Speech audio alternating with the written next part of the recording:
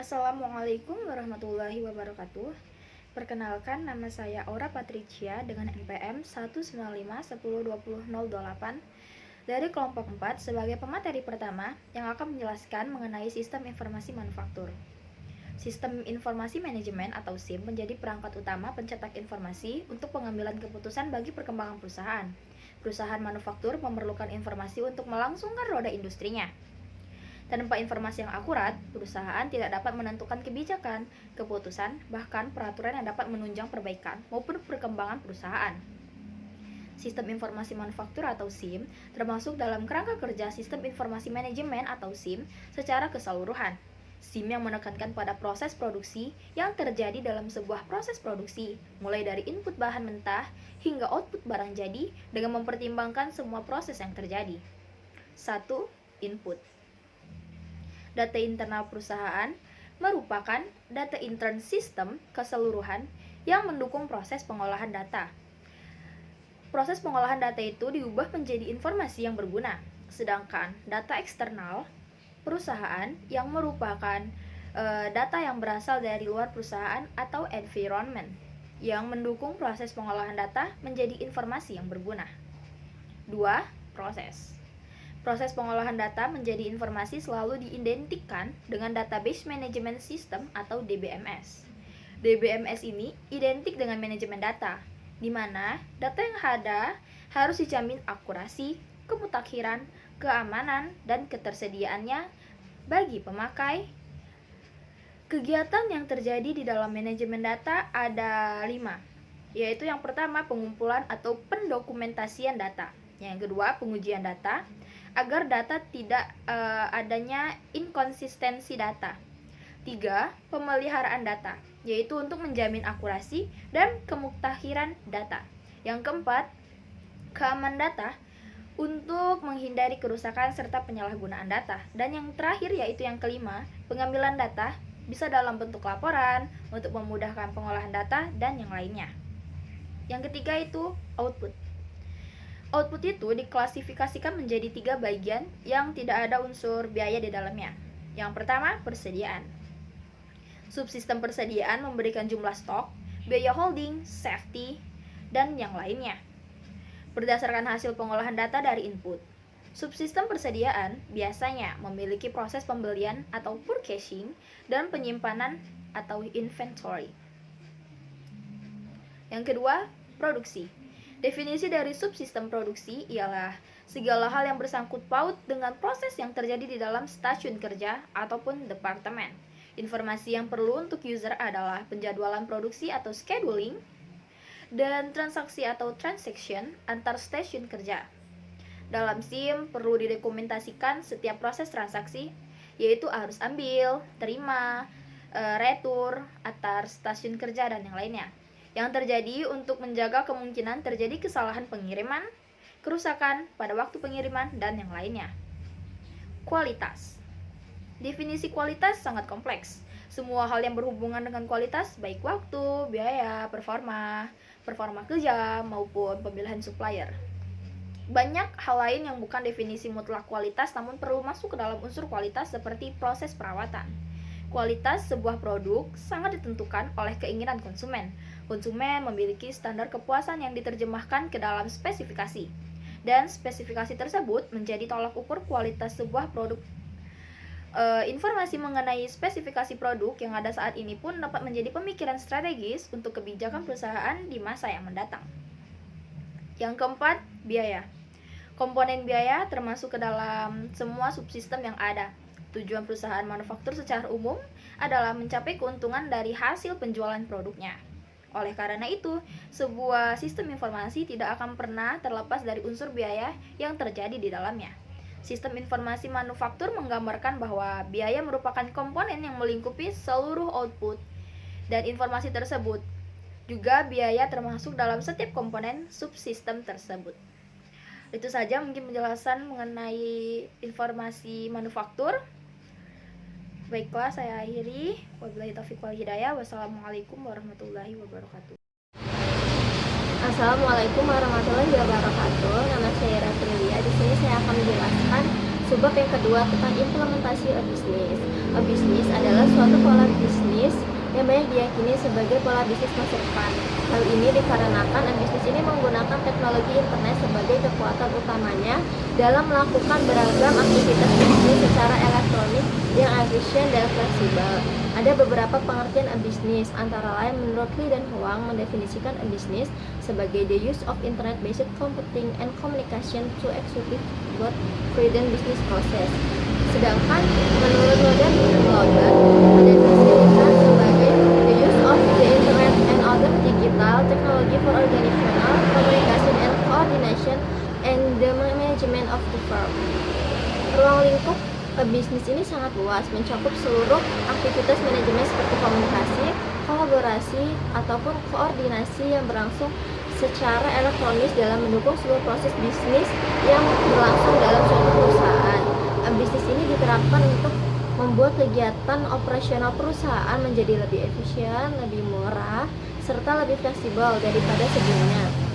Selain itu, melalui e-bisnis, perusahaan tidak saja diharapkan mengalami penurunan biaya, namun juga memberikan kesempatan perusahaan tersebut untuk menaikkan labanya dengan cara menciptakan produk dan jasa ataupun melakukan perluasan secara bisnis ini. Namun dalam melakukan bisnis ini ada juga yang membutuhkan biaya yang cukup banyak. Sejumlah perusahaan multinasional telah membuktikan keberhasilan mereka karena dalam sistem informasinya telah menggunakan IT atau internet sehingga dihasilkan informasi dan data yang akurat setiap mengambil keputusan. Contohnya yaitu perusahaan American Airlines merupakan perusahaan pertama yang menggunakan teknologi IT ini dalam sistem manajemennya untuk pelayanan pemesanan tiket. Sedangkan di Indonesia strategi bisnis ini sudah semakin meluas. Hal ini disebabkan karena ini lebih efisien. Antara lain perusahaan yang menggunakan bisnis ini yaitu bergerak di bidang perhotelan, perbankan, pendidikan, rumah sakit, dan yang lainnya. Contohnya yaitu BCA, DHL, HM Sampurna, Merpati Nusantara Airlines, Bina Nusantara, Grand Hyatt Jakarta, dan Metro Data adalah contoh perusahaan-perusahaan yang menikmati fasilitas dari e-bisnis. Pada Bank BCA, implementasi e-bisnis telah dilakukan sejak tahun 1985. Pada tahap awal ini, e-bisnis hanya digunakan sebagai komunikasi antar cabang dan staf. Tetapi semenjak tahun 1994, Bank BCA memasuki tahap online yang hasilnya sekarang sudah dapat menikmati fasilitas mobil banking, internet banking untuk seluruh masyarakat. Ini menggunakan dana sebesar 50-70 juta dolar. Kemudian perusahaan DHL ini merupakan salah satu perusahaan pengiriman internasional terkemuka di dunia. Secara global, investasi DHL ini Indonesia mengalokasikan dana per tahunnya sebesar 1,5 juta dolar. Hasilnya, perkembangannya sekarang adanya DHL.net. Data paket termasuk waktu pengiriman dan penyerahan langsung tercatat dalam database. Kemudian perusahaan HM Sampurna, perusahaan rokok ini mulai berkenalan dengan bisnis sejak tahun 1981, tapi hanya pada sistem penggajiannya saja. Kemudian mulai tahun 1985 telah dikembangkan ke dalam sistem persediaan barang, sistem tiket, aset, dan general ledger. Kemudian pada perusahaan Merpati Nusantara Airlines ini selangkah lebih maju dalam implementasi bisnis dibanding perusahaan-perusahaan lain di Indonesia. Merpati mempunyai Merpati Internet Reservation Access yang memungkinkan pelanggan dapat melakukan reservasi setiap saat tanpa harus datang ke kantor. Kemudian yang bergerak di bidang pendidikan yaitu Universitas Bina Nusantara ini sejak tahun 1995 telah mengembangkan aplikasi interaktif voice response dan komputer telepon integration. Kemudian setahun kemudian lagi mengembangkan lagi dalam regresi PRS. Kemudian yang terakhir yaitu PT Telkom. Dengan menyadari perkembangan bisnis ini sangat mempermudah dan fleksibel yang sangat menjanjikan, maka PT Telkom bergerak pada area bisnis yaitu PON, mobile, vision, internet, dan service. Itu saja contoh perusahaan-perusahaan di Indonesia yang menggunakan implementasi bisnis. Materi selanjutnya akan dijelaskan oleh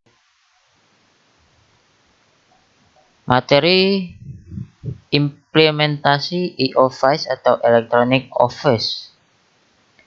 Ditjen Imigrasi telah mengembangkan sistem e-elektronik. Di antaranya terdapat modul yang dimaksudkan untuk meningkatkan pelayanan bagi masyarakat seperti e-pasport. Singkat cerita, pada tahun 2002 mulai dirancang grand design mengenai sistem informasi manajemen keimigrasian atau SIMKIM. Implementasi SIMKIM mulai dilakukan pada tahun 2007 dengan membangun infrastruktur seperti Pusdakim, pengembangan jaringan komunikasi Ditjen Imigrasi dengan 33 kantor untuk Kanwil, 108 kantor imigrasi, 44 tempat pemeriksaan imigrasi, 15 rumah detensi imigrasi, dan 1 unit khusus tenaga kerja Indonesia, serta 4 perwakilan RI yang terkoneksi secara online. Di dalam proyek SIMKIM, sejumlah vendor dilibatkan, contohnya Sigma, Bercah Hardawia Perkasa Connect Nusantara Integrator, serta Telkom. Pada investasi yang dikeluarkan ini mencapai 42 miliar yang digunakan untuk pembelian beberapa unit server blade dan sistem clustering, serta untuk penggelaran ringan komunikasi yang menggunakan fiber optik dan jaringan MPLS. Nah, pada Juni 2008, proyek SIMKIM ini diperkenalkan ke publik dengan nama sistem yang terkenal dengan Electronic Office atau e-Office yang biasa ditentukan. Sehingga semua kantor imigrasi sudah terintegrasi dan terkoneksi secara online. Di dalam e-Office tercakup sejumlah modul atau aplikasi yang mendukung proses kerja di setiap tahapan pelayanan keimigrasian. Dan sebelum atau sesudah penerapan e-Office dapat dibedakan berikut ini. Sebelum penerapan e-Office, setiap kantor bersifat standalone. Sistemnya belum terintegrasi sehingga tidak ada proses verifikasi. Dan sesudah proses atau penerapan e-Office ini, terdapat e-passport yang dilengkapi chip yang sudah dienkripsi. Dan sebelum penerapan e-Office, pembuatan surat perjalanan Republik Indonesia atau paspor hanya bisa dilakukan di kantor imigrasi tempat KTP dikeluarkan. Misalnya KTP dikeluarkan di wilayah tertentu, maka paspor dikeluarkan di wilayah tempat KTP tersebut dikeluarkan. Namun setelah terdapat penerapan e-Office, pembuatan SPRI ini bisa dilakukan di seluruh kantor imigrasi tanpa terikat bukti domisili di KTP. Lalu sebelum penerapan e-Office, proses kerja keimigrasian ini berjenjang dan cenderung lama. Proses kerjanya dilakukan secara manual, tidak ada standarisasi dan tidak bisa dimonitor. Namun sesudah penerapan e-Office, terjadi simplifikasi atau permudahan alur kerja berbasis elektronis dalam pelayanan jasa imigrasian, serta adanya standarisasi proses kerja di setiap tahap proses pelayanan keimigrasian pada setiap pelaksana fungsi keimigrasian. Yang terakhir, salah satu yang terpenting ialah sebelum penerapan e-Office ini, terdapat kesulitan dalam melacak siapa pembuat paspor. Sedangkan sudah penerapan e-Office, bisa mengetahui kondisi layanan atau petugas bisa mengetahui kondisi layanan baik jumlah pemohon, status pemohon maupun petugas yang bertanggung jawab dalam proses pelayanan yang bisa dilakukan dengan cepat dan juga mudah. Baiklah, saya akan melanjutkan materi dari implementasi e-Office. Pada tahapan pelayanan keimigrasian antara lain yaitu Border Control Management atau BCM yang berfungsi sebagai mencatat pelintasan orang masuk ke dalam atau keluar dari wilayah Indonesia, dan Identity Management atau IDM yang mengatur hak akses setiap pegawai pada setiap sistem aplikasi yang terbangun. Perkembangan dan implementasi aplikasi e-Office tidak dilakukan sekaligus, melainkan bertahap. Aplikasi IDM, BCM, dan SSO mulai diimplementasikan pada tahun 2009 Dengan adanya IDM dan SSO, setiap petugas diatur di kantor pusat yang akan masuk ke sebuah portal dengan menggunakan paspor. Dari portal tersebut bisa ditentukan hak dan pekerjaannya. Adapun manfaat dari penerapan e-office yaitu yang pertama, terwujudnya simplifikasi alur kerja berbasis teknologi digital atau elektronik dalam pelayanan jasa keimigrasian. Yang kedua, terwujudnya standarisasi proses kerja di setiap tahap proses pelayanan keimigrasian pada masing-masing pelaksanaan fungsi keimigrasian. Yang ketiga, terwujudnya kemudahan pemantauan dan pengawasan melalui penggunaan sistem administrasi berbasis TI. Yang keempat, memiliki sistem manajemen dokumen sehingga alur proses penyelesaian berkas setiap tahap dilakukan oleh sistem.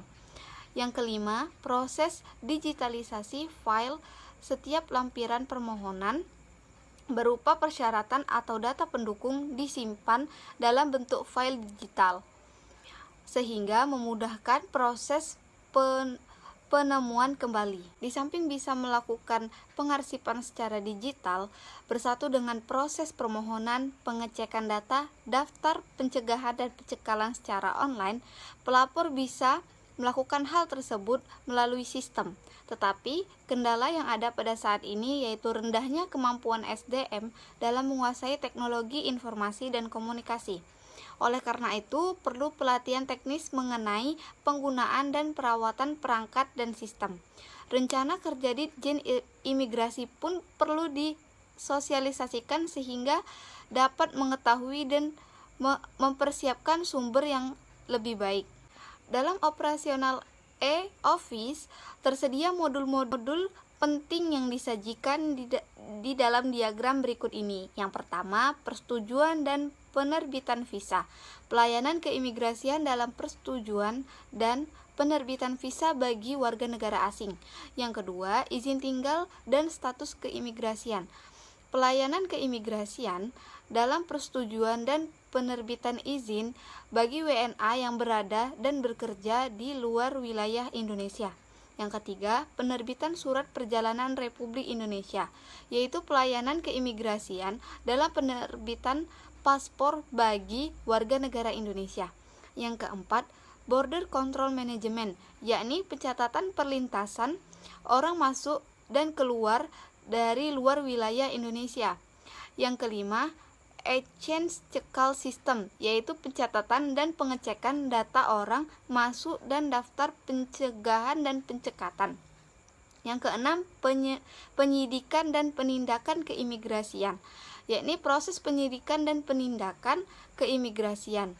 Yang ketujuh, pendetensian, yakni proses pendetensian orang asing yang melakukan pelanggaran keimigrasian atau peraturan undang-undang yang perlu menunggu proses pendeportasian ke negara asal. Yang kedelapan, identity management, yaitu peraturan hak akses setiap pegawai pada sistem aplikasi yang telah terbangun. Yang kesembilan, manajemen dokumen keimigrasian, yakni mencatat penerima dan pengguna dokumen keimigrasian. Yang ke-10, media informasi digital, yaitu penyebaran informasi secara teknologi elektronik di Ditjen Imigrasi. Itulah materi dari kelompok kami. Terima kasih. Wassalamualaikum warahmatullahi wabarakatuh.